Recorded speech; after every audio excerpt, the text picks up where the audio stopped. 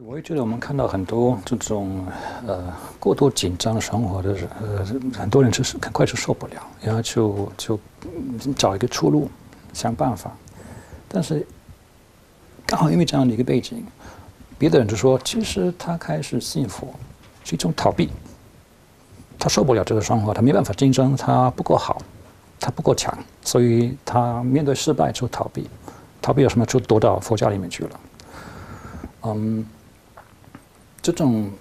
成见很多人有，这种偏见很多人有，觉得这个是一种逃避主义。那么你要怎么样的解释啊？怎么样说服这些人？其实这种态度不是一种逃避，而是一种面对这种生活态度的一种基本的问题的一种态度。我觉得，因为我跟一些朋友讨论这个问题，他们就觉得这是根本是逃避，你就是没办法，你不够强。我总是要跟他们解释，其实你们才逃避，你们才不面对这个人生的一个根本的问题。但是这个真的可以让他们理解。不知道你有什么想法？因为我们人的这种心态都是千差万别，有各种各样的人。我觉得像70、80年代的时候呢。在这个汉地很多的拍的电影啊、电视啊，就这些都是有这个，只要去学佛、只要去出家的话，那好像是一种逃避，就是有这样的电影、电视的一些媒体。但是呢，我是觉得这个学佛当中呢，不排除就是有个别是排除的，有个别是逃避的，就这是我承认。但是呢，我们不能认为，因为这个学佛出家修行的话呢，就是它都是一种逃避。在我所接触的人当中的话呢，应该就是90%以上的人呢，他们都是用不同的因缘、不同的这个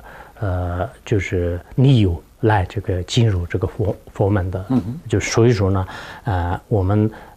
以科学的态度、以客观的态度来评价一个问题的时候呢，应该说是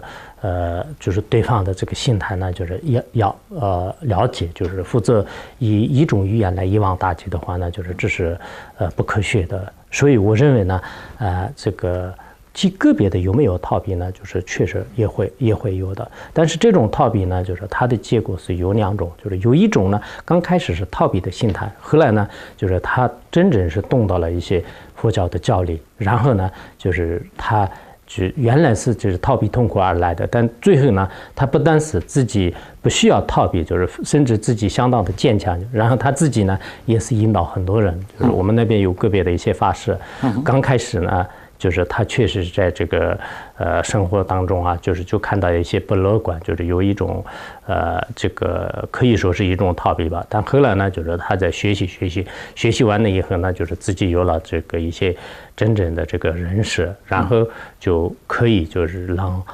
在这个不同的这个场合当中呢，就是用自己的经验和还有这个理论呢，就说服。所以说是有一种人是这样的，还有一种人的话呢，可能因为你是一种逃避的心，就是你也没有进入这个